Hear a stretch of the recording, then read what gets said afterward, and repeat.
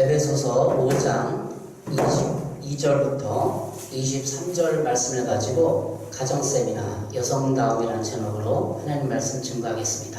가정세미나 여성다움에 대해서 말씀 증거하겠습니다. 지난번 가정세미나에서 남성다움에 대해서 말씀을 증거했습니다. 남성의 지도력, 남성은 여성을 인도하고 보호하고 책임지고 그런 것을 살펴보았습니다. 어떻게 보면 그것은 지도력에 가까운 거죠. 인도한다는 의미. 지난 설교 후에 여성을 인도하고 공급하고 또 보호하려는 호의적인 책임에 대해 충분히 여러분에게 설명을 드렸습니다. 그런데 이 세상에 이런 완벽한 남성이 있을까요? 아마 거의 찾아보기 힘들 것입니다. 사람이 인생을 살면서 어느 한순간에 힘든 또 실직을 했다든지 또 병이 걸렸다든지 그런 순간이 있잖아요. 안 겪고 싶은데. 그런데 그럴 때 어떻게 하느냐. 물론 여성이 그 책임을 떠안게 되는 거죠. 성숙한 남성, 성숙한 여성은 우리 주위에 찾아보기 힘듭니다. 사실상. 성숙한 남성, 성숙한 여성이 만나서 결혼하면 이혼도 안 하고 행복하겠죠. 미성숙하기 때문에 가정이 깨지고 파괴되고 불행하고 힘들고 그런 거죠. 서로 미성숙한 부분이 있기 때문에.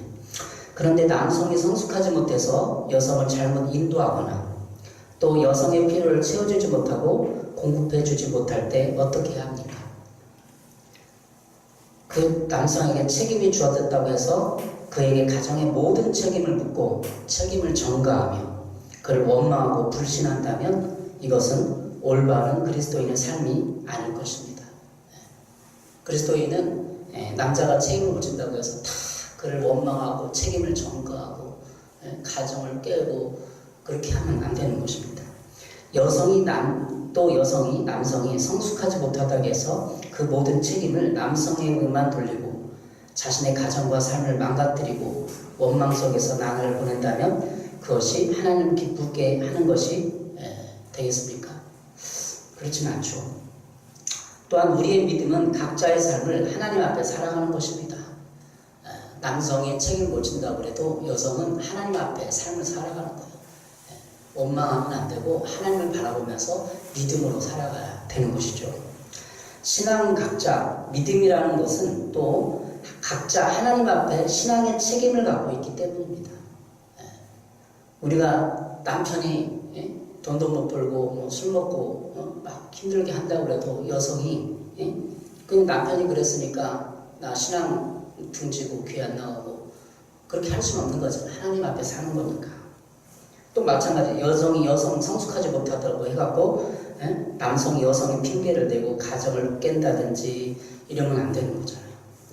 성숙한 남성과 여성다움, 그러니까 성숙한 남성다움과 여성다움은 하나님과 관계 설정에서 이루어집니다. 지난주에 살펴봤지만 남성다움, 여성다움은 하나님 앞에서 살아가는 거예요. 하나님께 만들었으니까, 창조했으니까. 오늘은 가정세미나 두 번째로 여성다움에 대해서 성경적인 관점을 알아보도록 하겠습니다. 남성다움, 여성다움은 우리가 가정 문제를 풀어가는 중요한 열쇠입니다. 하나님은 어떤 사람도 성 없이 이 세상에 보내지 않았습니다. 다 남자 아니면 여자로 이 땅에 태어났고 중성으로 태어난 사람은 없어요. 따라서 하나님이 이 세상에 보내시고 창조하신 남성 성과 여성 그 상을 찾아보는 것이 더 치유적 관점으로 나를 찾아가는 것이고 가정의 문제를 해결하는 근본적인 해결책입니다. 그리고 치유책입니다.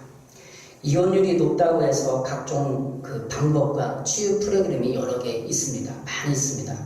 그 중에서도 남성성과 여성성의 근본적인 해결책을 찾아보도록 하겠습니다. 어떻게 보면 남성다움과 여성다움에도 치유의 한 가지 방법이에요.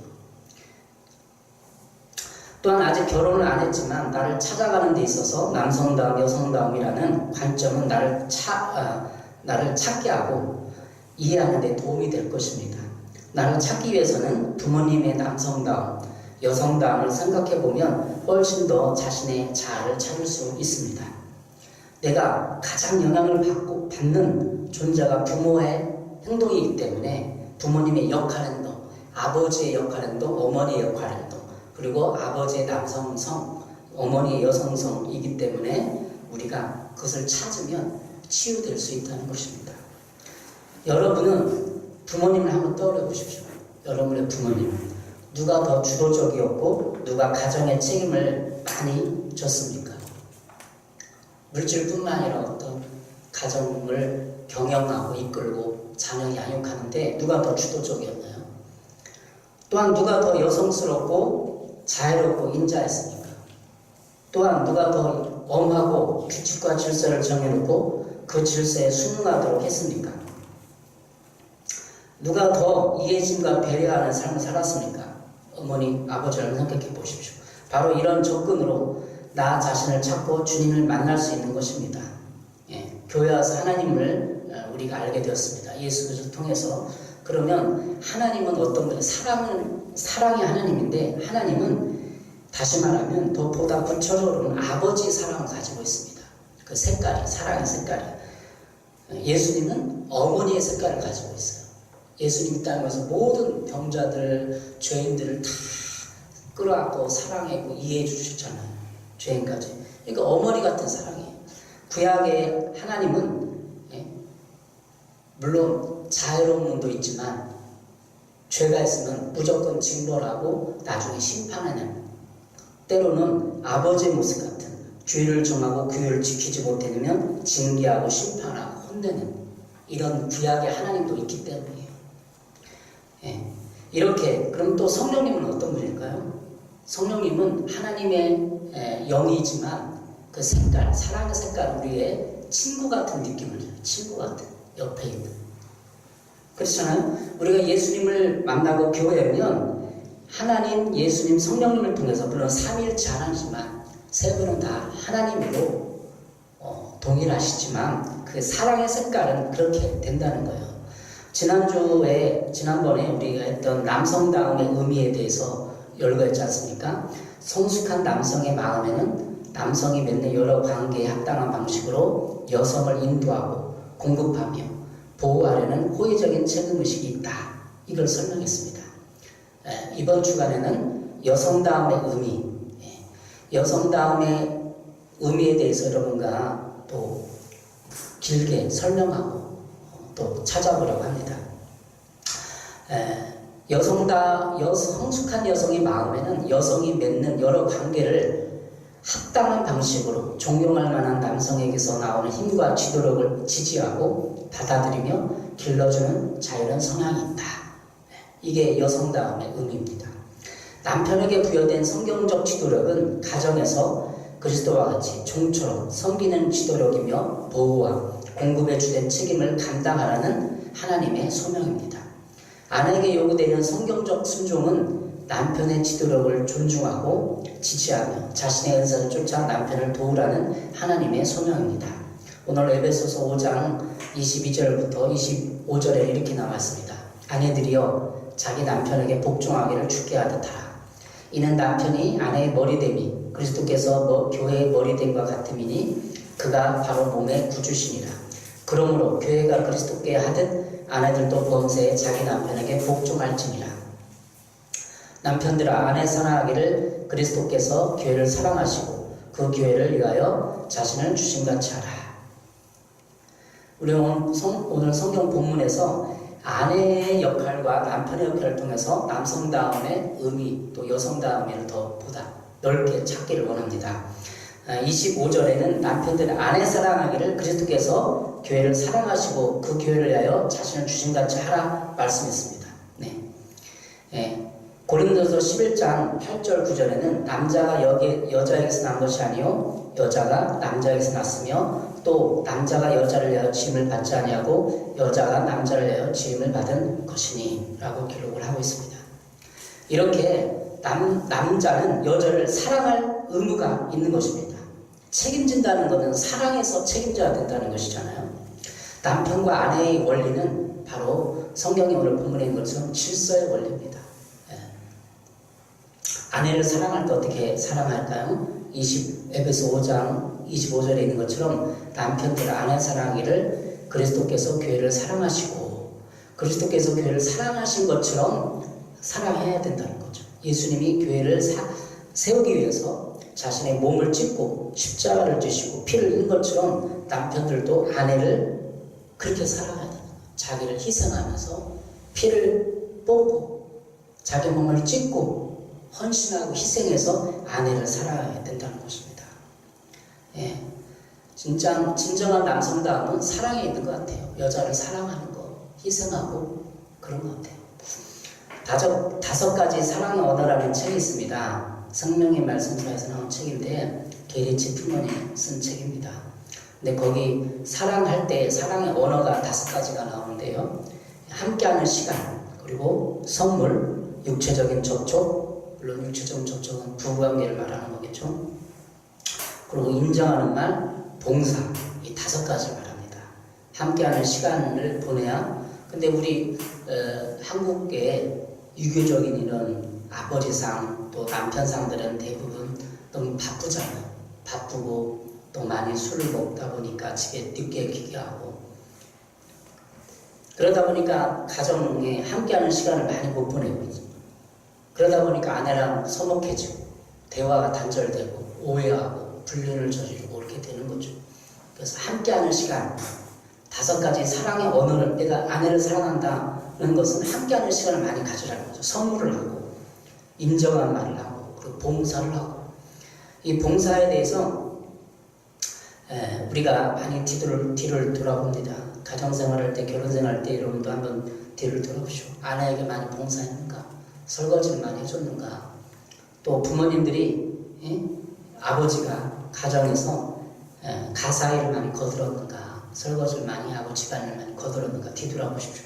요즘에 우리가 남성이기 때문에 또 뒤돌아보면 길거리 지나가면 아기를 남자들이 많이 이렇게 안고 또 물건을 들고 가요. 근데 여자는 그냥 앞에 쭉 가벼운 거 하나 들고 쭉 가고 남편은 막 짐 이렇게 많이 들고 지금 사회 흐름이 그래요. 길거리 가면 모든 남자들은 모든 무거운 짐을 들고 가고 아기를 이렇게 메고 가고 예전에는 아기 양육하는 게 다 여자의 책임이었잖아요. 근데 맞벌이 부부가 많게 되고 하다 보니까 또 남성이 가사 일을 많이 또 하게 되고 심지어는 맞벌이뿐만이 아니라 모든 남자들이 봉사하지 않으면 가정에 봉사하지 않으면 힘들게 되어 있습니다. 그래서 아내를 사랑한다는 건 뭐냐면 봉사한다는 거. 저도 봉사를 많이 합니다. 설거지도 많이 하고 저도 교회를 많이 돌아다 보는데 여러 군데 많이 돌아다녀요. 근데 우리 식사당번은 다 이렇게 하잖아요. 설거지도 하고 권사님들, 집사님들 하잖아요. 근데 대부분 남성들이 다 저기 들어가서 설거지. 그래서 교회에서 설거지하는 거 두려워하지 마세요. 아내를 위해서 봉사 안 연습하는 거예요. 이런 결혼 생활이 행복하려면 내가 아내를 사랑한다 보여주려면 설거지도 많이 해줘야 돼요. 여러분 어떠시고? 남편들이 빨래하고 또 빨래도 들고 또 집안일도 거들어주고 이게 지금 현대의 흐름이고 많이 그렇게 하고 있어요. 이것이 사랑한다는 거니까 여성을 사랑한다는 거니까 여러분의 그 주된 사랑 언어는 뭡니까? 선물을 많이 합니까? 어떤 아내에게 친밀한 스킨십을 합니까? 인정하는 말을 합니까? 내 주위에 있는 사람들을 이렇게 섬기는 거죠. 아내를 섬길 때 봉사하고 할 때 아내가 사랑을 받는다 이렇게 느끼는 거죠. 여성으로서. 그러면서 온 가정이 하나가 되고 화목해지는 거죠. 하나님은 이 교회를 세우기 전에 가정을 세웠습니다. 가정 안에서 우리의 인격과 신앙을 연단하고 훈련하는 그 훈련의 훈련장으로 성화의 훈련장으로서 거룩하게 하는 훈련장으로서 삼고자 했고 또 그렇게 하고 있습니다. 아내를 사랑하고 섬기면서 성화되어져 가는 것입니다. 제가 예전에 설교를 들었는데 여의도 순복음교회 조영희 목사님 설교를 들었어요. 근데 이제 그분이 이제 말년에 한 설교입니다. 근데 젊었을 때 여의도 수목교회를 크게 개척해놓고 건물을 막 뼈대를 옮기고 할 때였어요.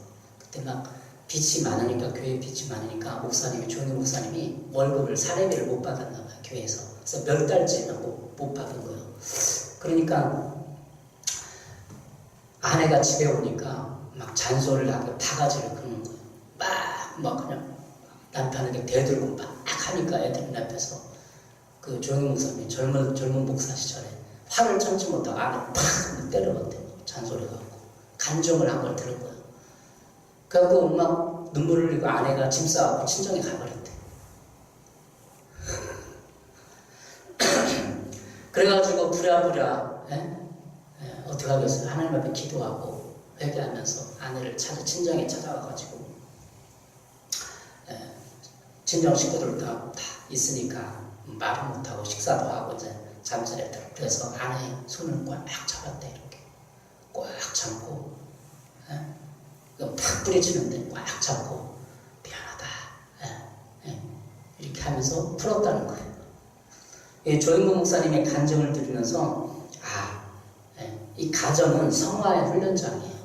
아내가 우리를 이렇게 사랑하지 못하도록 자꾸 해도 우리는 사랑을 실천할 수 있는 훈련장이라는 거죠. 조영기 목사님이 존경스러운 게 그렇게 시험 받았을 때 시험 들지 아니하고 교회를 깨지 아니하고 가정을 깨지 아니하고 참고 있면서 아내를 사랑했다는 게 얼마나 존경스럽습니까, 여러분? 그분이 위대한 큰 목회를 해서가 아니라 아내를 사랑했다는 거. 그럼 보통 남자 같으면 안 찾아가잖아요. 그 조영 목사는 당장 하루 이틀만 찾아갔을 거예요. 그래서 진짜 아내한테 사죄를 하고 무릎 꿇고 죄송하다고 하고 자식의 연약함을 고백하고, 그러니까 조영기 목사님이 하나님 앞에 쓰임받는 거 아닙니까?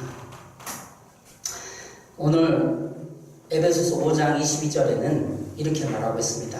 에베소 5장 22절을 아내들이여 자기 남편에게 복종하기를 주께 하듯 하라. 아내들은 남편에게 복종해야 됩니다. 여성이 남성보다 열등하다는 신분적인 차이를 의미하지 않습니다. 이 말씀의 의미는 복종하라는 것은 열등하기 때문에 복종해야 돼. 너는 나보다 나이가 작고 육체적인 힘도 없고 그래서 나에게 복종해. 그런 의미가 아닙니다. 성경은 오히려 남성과 여성이 주 앞에서 평등하다고 말하고 있습니다. 갈라디아서 3장 28절 너희는 유대인이나 헬라이나 종이나 자유인이나 남자나 여자나 다 그리스도 예수 안에서 하나이니라. 갈라디아 3장 28절에 말하고 있습니다. 남자나 여자나 다 그리스도 앞에서 하나입니다. 그러니까 남자나 여자나 다 하나라는 것은 동등하다는 거예요.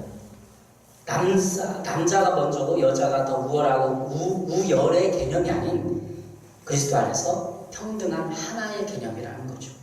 다만 바울은 갈라디아서 3장 28절에서 성경은 창조의 질서에 입각해서 가정의 질서와 통일성을 위해서는 아내는 남편을 가정의 대표로 인정하고 존경하고 복종할 것을 요구하고 있는 것입니다. 가정의 대표자로서 가정의 제사장으로서 인정하고 존경하고 복종해야 된다는 것입니다. 에베소 5장 22절은 앞절 21절과 연관되어 있습니다.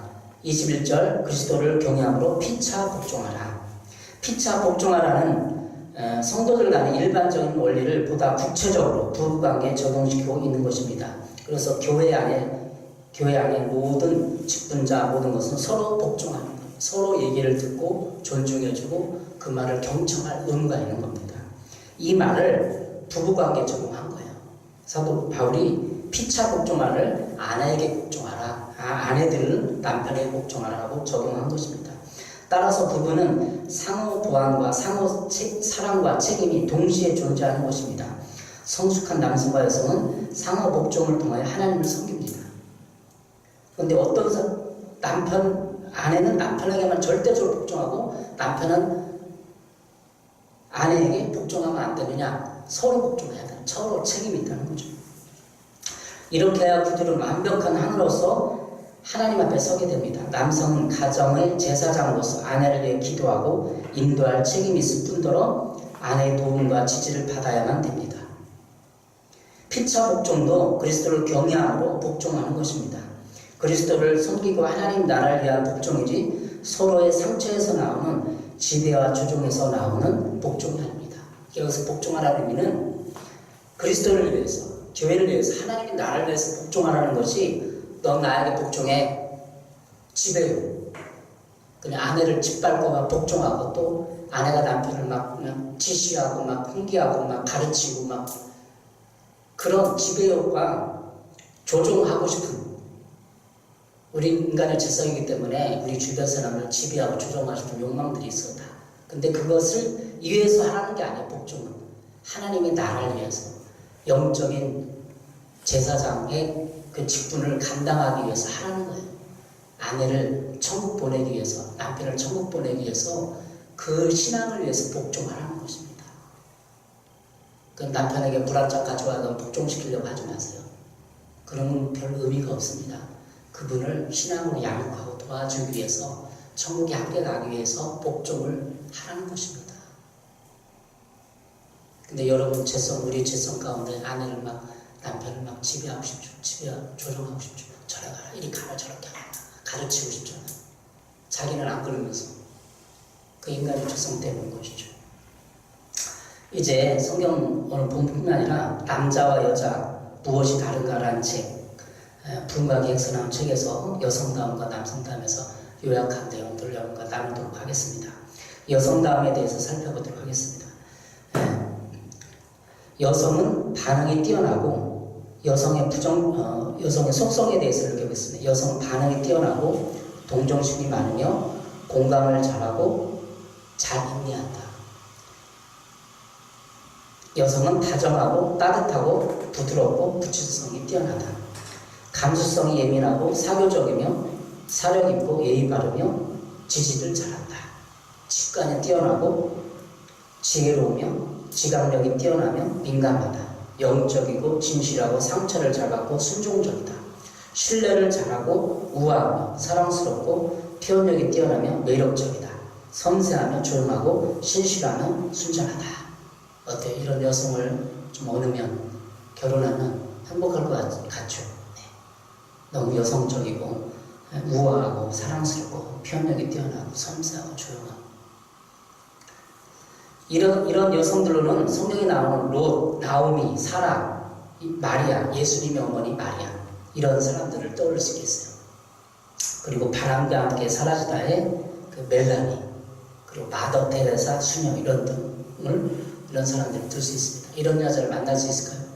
네, 만나기를 바랍니다. 너무 여성스럽고 사랑스럽고 우아하고 섬세하고. 반면에 여성의 부정적인 속성을 이야기할 때 다음과 같은 고정적인 관념들이 있습니다.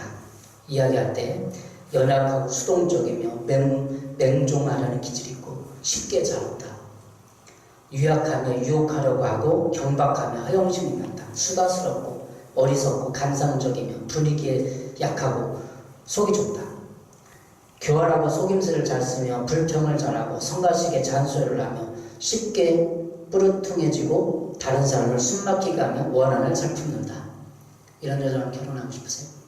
쉽게 잘 삐지고 우울해지고 교활하고 속임수를 잘 쓰고 불평 잘하고. 얼마나 결혼생활이 힘들겠어요. 우리가 흔히 결혼할 때 결혼사역하고 얘기 들어가면 따따따따 이게 결혼사 들어가는데요. 근데 두 부부는, 신혼부부는 너무 행복해서 희망찬 미래를 가지고 즐겁게 행복하게 딱 행진하는데, 뒤에서는 결혼해본 사람들이 아유 속았구나 그렇죠. 그러니까 결혼해보면 딱 알아요. 우리 모든 여자들이 여성다움을 가지고 긍정적인 면만 있나요? 신뢰를 잘 구하고 사랑스럽고 섬세하고 조용하고 신실한가요? 불평 잘하고 뼈다귀고 잘 삐지고 잔소리하고 바가지 긋고 허영심 많고 수다스럽고, 이런 여성의 단점들이 있어요. 그러니까 남자가 여자를 사랑한다는 거, 이런 걸 품는다는 거예요. 연애를 해보셨어요? 3개월, 6개월, 1년, 2년 얼마나 행복하고 연애가 참 스위트하고 그래요. 근데 진짜 살아보면 여성의 이런 거에 다 나타나요. 남자도 다 나타나요. 연약함들이 다 나타나는 거, 서로가 연약함이 나타날 때 어떻게 하느냐. 우리 형제님, 여성을 이렇게 다 포용하고 내가 그만한 가슴과 능력과 사랑을 가지고 품을 수 있는가. 그것이 그리스도가 교회를 사랑했다는 거예요. 자신을 희생하고 피를 흘려서 희생하고 내 목숨을 바쳐서 사랑해야 한다는 거예요.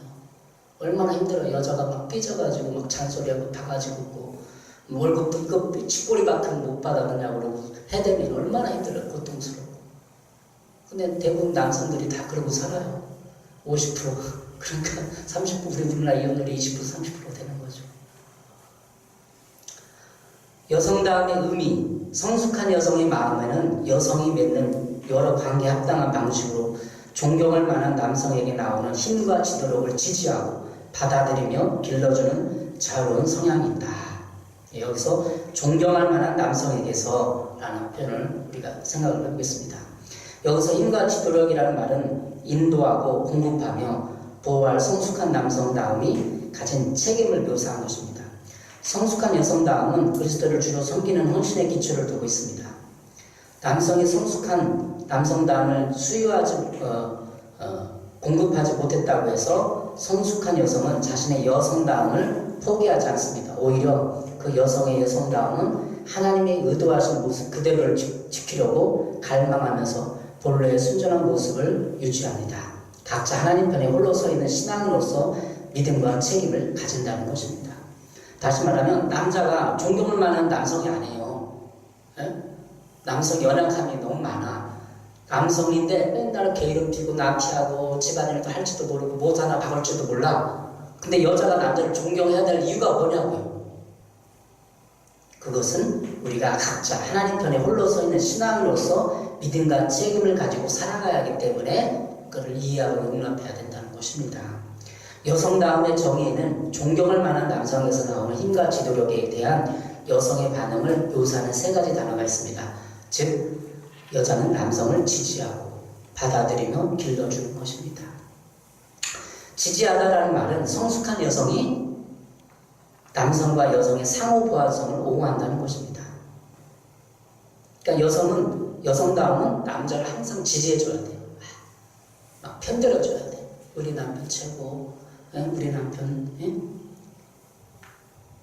지지한다는 것은 삶의 모든 긍정적인 걸 지지해주는 거예요. 그래서 목회자도 여러분을 지지해주는 거예요. 가장 큰 역할은 지지자예요, 여러분에게.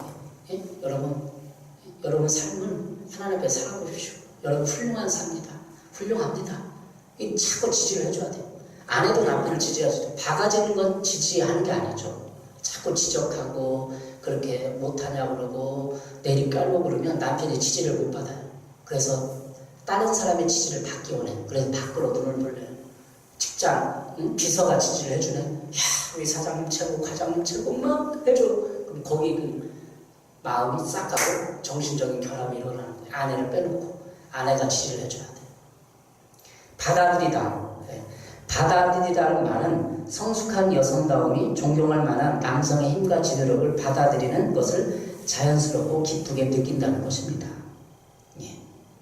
길러주다는 말은 성숙한 여성이 단지 받기만 하는 것이 아니라 남성다움의 근원을 길러주고 힘을 주어야 할 책임이 있음을 뜻합니다.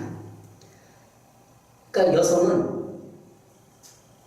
여성은 존경할 만한 남성에서 나오는 힘과 지도력을 지지하고 받아들이며 길러주는 자유로운 성향이 있다. 길러줘야 돼요. 남성의 그 근본적인 남성에 대한 것을 길러줘야 돼요. 길러준다니까 좀 우리가 야육하는 거, 엄마 같은 입장으로 길러주면 되겠어. 쉽게 표현하면 엄마가 돼서 남편을 길러준다. 바보온달 생각나잖아요. 바보온달을 평강공주가 길러줬듯이 가르쳐주고 그 가르치면 막 지시하고 훈계하는 게 아니라 아이를 돌보듯이 길러주는 거죠. 여성은 남성의 동반자요 조력자가 되어야 합니다. 여성은 능력의 행동에 동참하고 지도력의 과정에서 남성 지도력 과정에서 공동의 역할을 담당합니다. 그녀는 창세기 2장 18절에서 말하듯이 그를 위한 돕는 배필입니다. 여성다움이라는 것이 여성이 단지 남성과의 관계에서 수동적으로 받는 존재에 불과하다는 뜻은 아닙니다. 성숙한 여성은 남성을 강하고 지혜로운 자로 길러주는 능력과 통찰력을 지닙니다. 그리고 그것은 그들의 관계를 더욱 풍성하게 만듭니다. 그래서 여성이 남성에게 있어서 가장 남편에게 해줄 것은 지지해주고 받아들여주고 길러주는 것입니다. 이게 여성다움의, 하나님 앞에서 있는 여성다움의 진정한 의미인 것이죠. 남성이 못한다고, 좀 부족하다고 자꾸 책망하고 지적하고 그런 것이 아니라 어머니가 아이를 길러주듯이 그 남성다움의 근원을 길러주고 힘을 줘야 됩니다. 아내가 힘을 주지 않으면 누가 힘을 주겠어요? 우리는 여기서 남성과 여성의 다른 능력에 주의를 기울여야 합니다. 여성이 남성보다 더 연약한 부분이 있고 남성이 여성보다 더 연약한 부분이 있습니다. 남성과 여성이 각자의 성적 가치가 지니는 소위 연약함이라는 것을 부정적으로 바라보는 것을 매우 잘 되는 것입니다. 하나님은 남성의 모든 연약함을 통해 여성의 능력을 강조합니다. 반면 여성의 모든 연약함을 통해 남성의 능력을 강조시킵니다. 우리에게 유사성과 차이점을 주신 것은 하나님이 서로에게 완벽한 보완이 되게 하려고 의도하신 것입니다. 여성에게 우리가 있는 게, 흔히 있는 게 더 뭐죠? 감정적이라는 거죠. 감성적이고 쉽게 많이 이렇게 풍성한 감정이 있기 때문에 더 행복을 느끼고 더 힘들어하기도 한다는 거죠. 남성에게 있어서 그 감정적인 거를 쉽게 돌봐줄 수 있는 이성적인 능력 있잖아요. 그러니까 감성적인 거하고 이성적인 거 함께 결합해서 온전한 삶을, 한 가정을 이루는 것입니다. 그래서 삶을 함께 나누는 관계가 될 때 남성의 연약함이나 여성의 연약함은 더 이상 연약함이 아닙니다. 여성이 더 감정적인 할 때 감정의 기복이 심하고 더 짜증내고 불평하고 원망하고 또 혈기를 분을 잘 낸다는 거예요. 부정적 연약함이라는 걸 이해를 못하기 때문에. 남성이 이성적이라기 때문에 또 여성의 그 감성적인 깊은 부분을 몰라주고 그렇다는 거죠. 서로의 연약함, 그 연약함은 서로 안에 있는 강점을 부각시켜주는 역할을 합니다. 그러니까 남자의 강점과 여자의 강점을 서로 부각시켜주는 거예요. 그러니까 부각시켜줘야 되는데 서로 자기 잘났다고 서로 약점을 자꾸 물어주면 안 된다는 것이죠. 남성의 연약함과 여성의 연약함을 나열하고 또 비교 우위를 결정하는 것은 어리석은 것입니다. 둘 다 하나님의 형상대로 지음받은 우주에서 가장 독특한 존재이기 때문입니다. 에베소 5장 31절에서 33절 보겠습니다. 에베소 5장 31절. 그러므로 사람이 부모를 떠나 그 아내와 합하여 그 둘이 한 육체가 될지니 이 비밀이 그도다. 나는 그리스도와 교회에 대하여 말하노라. 그러나 너희도 각각 자기 아내 사랑하기를 자신같이 하고 아내도 자기 남편을 존경하라. 우리가 결혼을 합니다. 부모를 떠나 아내와 합하여 한 육체가 되었습니다. 그러나 온전하지 못하고 서로가 서로의 연약함을 붙들고 공격하고 뜯고 물으면 불행해지는 것입니다. 그러나 성경은 그러나 33절에 너희도 각각 자기 아내 사랑을 자신같이 하고 아내를 사랑할 때 자기 자신을 늘 용납하잖아요. 이해해 주잖아요. 괜찮아 정말. 그거 쓸쓸한 거 그냥 넘어가. 네가 다음에 잘하면 돼. 이렇게 사실 용납해 주잖아요. 용납하지 않으면 자기가 살 수 있나요? 자기가 잘못한 거에 대해서 용납하지 않으면 살 수가 없어요. 그처럼 남편을 서로 아내 사랑하기를 자신같이 하라고 합니다. 아내도 자기 남편을 존경하라 라고 했습니다. 내가 주님 앞에 서 있다면, 신앙이라면, 믿음이 있다고 한다면 이런 자세를 가져야 돼요. 아내 연약함, 남편 연약함을 보고 우리는 불행이다. 아유, 내가 저 여자를 만나서 끝장났구나. 그렇게 하면 안 되는 거죠. 주님을 바라보면서 믿음을 가지고 아내를 사랑해야 된다고 생각을 하고 자꾸 의지를 드려야 되는 거죠. 그리고 아내는 자기 남편을 존경하라 말하고 있습니다. 우리는 성경 말씀에 존경을 하고 했는데 존경하지 않는 것이 뭘까요? 죄예요, 죄. 우리 개척교회이기 때문에 많지 않기 때문에 전국에 있는 여성분들을 위해서 또 기도하며 설교합니다. 남편을 존경하지 않는 게 죄예요. 왜일까요? 하나님이 짝지어 주셨기 때문에 그렇죠. 하나님이 짝주신 남편을 내가 인정하고 받아들이고 지지해 주지 않고 존경하지 않으면 하나님이 옳게 보지 않는다는 거죠. 하나님 편에 불합리하다는 것입니다. 사람은 존경받고자 하는 욕구가 있습니다. 우리 모두가 있습니다. 인정하고 인정받고자 하는 욕구가 있습니다. 아내에게 인정 못 받는데 밖에 나가서 큰일을 할까요? 사업을 할까요? 아내에게 인정받지 않고 맨날 바가지를 박는데 밖에 나가서 자신감을 가지고 존재감을 가지고 일을 할까요? 못하죠. 남편을 존경하십시오. 지금도 사회에 존경하는 이 분위기가 없습니다. 예전에는 우리 어렸을 때는 선생님을 존경하고 부모님을 존경하고 그런 분들 많았어요. 지금 여러분 존경한 사람 누가 있나요? 우리 형제님 존경하는 사람 있어요? 누구? 예전 선생님이나 또 주위의 어떤 이웃의 어떤 어르신이나 장인어른이나 존경하는 부모님 있나요? 존경하는 분, 뭐 이수진 장군, 세종대왕 빼놓고 우린 다 서로가 존경해야 돼요. 신앙 안에서 예수님을 부르심 받고 거기에 순종하고 나왔잖아요. 예수님이 한 가정에 짝을 내어주셨잖아요. 남편을 존경해야 돼요. 세속적인 가치관 때문에 우리는 존경하지 못해요. 남편이 100만 원밖에 못 번다. 남편이 300만 원밖에 못 번다. 이런 기준을 가지기 때문에 남편을 존경하지 못하는 것입니다. 그건 물질 만남 중에서는 사고방식이에요. 믿는 그리스도인으로서 사고방식, 하나님 이 남편에게 부족한 남편이지만 이 남편을 통해서 결혼생활을 통해서 내가 성화되어 가고 거룩해져서 천국에 간다. 여러분 천국 가는 게 그냥 가는 걸 줄 알아요. 예수 믿고 훈련받아야 돼요. 이 땅에 살면서 깨끗해지고 거룩해져야 천국을 가는 거예요. 예수 믿었다고 딱 가나요? 죄사함 받았다고?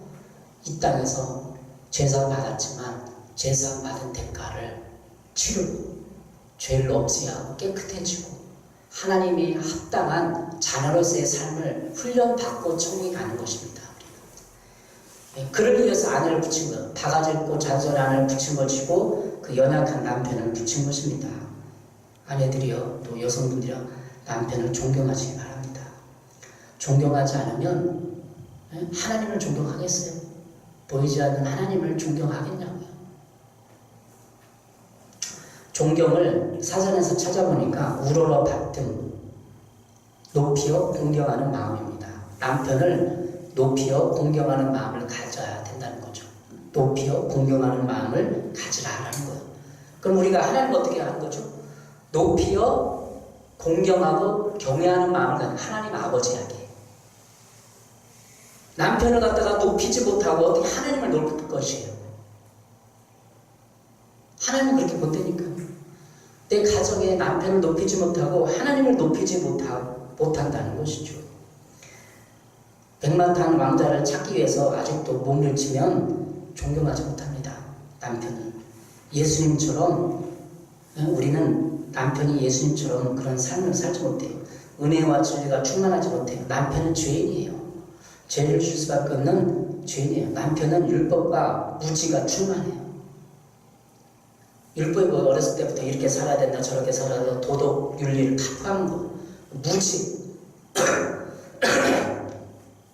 무지한데 어떻게 하나님을 올바로 섬기고 그렇게 하겠습니까? 남편을 이해하고 받아들이고 길러주고 존경하십시오. 우리는 모두 다 남성과 여성 성을 가지고 신랑 되신 예수님을 만나서 천국 갈 것입니다. 예수님 우리에게 성경 어떻게 소개하죠? 신랑 되신 예수님입니다. 신랑이에요. 우리는 다 신부로서 준비를 해야 돼요. 우리는 신부로서 준비를 해서 천국에 가는 거예요. 요한계시록 19장 7절 8절입니다. 우리가 즐거워하고 크게 기뻐하며 그에게 영광을 돌리세요. 어린 양이 혼인기한이 이르렀고 그의 아내가 자신을 준비하였으므로 그에게 빛나고 깨끗한 세마포 옷을 입도록 허락하셨으니 이 세마포 옷은 성도들의 옳은 행실이로다 하더라. 어린 양이 혼인잔치에 기약이 있을 때 우리는 다 신부들로 가는 거예요. 남자라고 해갖고 신부로 가는 게, 신랑으로 가는 게 아니고 신부로 가는 게 우리는 예수님의 신부로서 준비되기 위해서 이 세상의 지상에서 남성성, 여성성을 가지고 결혼생활을 하고 그래서 충분히 남자와 여자의 역할을 경험하고 자녀를 양육하면서 그래서 천국에 갈 수 있는 훈련과 자질을 연말하면서 예수님의 혼인잔치에 참석하는 것입니다. 이 땅에 결혼에 실패했는데 수많은 여자가 같이 음란하고 간음하고 뭐를 저질렀는데 거룩하게 천국 갈 수 있습니까? 못 가는 거예요. 다시 말하면 행복한 결혼생활을 해라, 남편의 역할을 해라, 가정의 역할을 하는 거기에 근본적인 이유는 천국 생활에 신랑 대신 예수님을 만나기 위함입니다. 우린 영혼의 문제, 결혼생활이 단순히 남자로서 역할, 여성으로서 역할 그거 하고 그냥 행복하기 위해서 뭐 세미나 하는 게 아니에요. 천국 가기 위해서 세미나 하는 것입니다. 우리 결혼생활을 통해서 예수 그리스도와 혼인잔치를 준비하는 것입니다. 아내가 우리를 힘들게 하고 때로는 방아지를 끄더라도 참고 있냐며 그를 위해서 기도하고 제사장으로서 그를 품어주면서 가는 것이요. 아내는 남편이 연약한 모습이 있고 술 먹고 술정뱅이 치고 때로는 돈도 못 벌어고 찌꾸렁을 불어와도 그를 하나님이 나의 허락한 남편으로 인정하면서 그를 섬기고 봉사하면서 그게 훈련받는 거예요. 천국 갈 때. 그렇게 하지 않으면 여러분 이 세상은 천국 가기 힘듭니다. 결혼을 통해서 합당한 즐거움과 행복, 예수 믿는 즐거움을 만끽하십시오. 그래야만 천국에서 그 혼인잔치의 즐거움에 참석할 수 있습니다. 이것이 오늘 본문을 통해서 우리에게 주는 메시지입니다. 남성다움, 여성다움을 마치면서 진정한 여성다움이 뭔가 한 남자를 이해하고 지지하고 끌어안고 길러주십시오. 그를 포용해 주십시오. 여러분도 부모님의 그런 남성, 여성 그런 상을 보면서 뒤돌아보십시오. 영향을 받았습니다. 그래서 내 자신이 지금 얼마나 남성다운 책임감이 있는가. 남성다운 국가와 민족의 책임이 있어요. 하나님 나라의 책임이 있다고 총을 맺지 않습니까? 국가에 대해서 기도하는 의무와 책임이 있는 거예요. 남성이라면. 국가 의무를 총을 메고 수행했으면 기도로서 그리스도인이라면 이 국가를 지켜낼 영적인 의무가 있는 것이며 남성들에게 더 그런 책임을 물으실 것입니다. 기도하겠습니다. 사랑의 주님, 남성다움과 여성다움을 통해서 나 자신을 찾기 원합니다. 잃어버린 나, 수동적이고 부족하고 쫄깃쫄깃하고 그런 것이 아니라 용감하고 능력 있고 힘 있는 남성으로서의 능력과 또 여성으로서의 그 자상하고 우아하고 부드럽고 섬세함을 회복하여서 하나님 나라에 복음을 내어 쓸 수 있도록 우리를 지켜주시고 훈련시켜 주시옵소서. 하늘수께 속한 모든 성도들은 남성다움과 여성다움에 회복하여서 치유되는 역사의 길을 주께서 함께하여 주시고 인도하여 주옵소서. 예수님의 이름으로 기도했습니다. 아멘.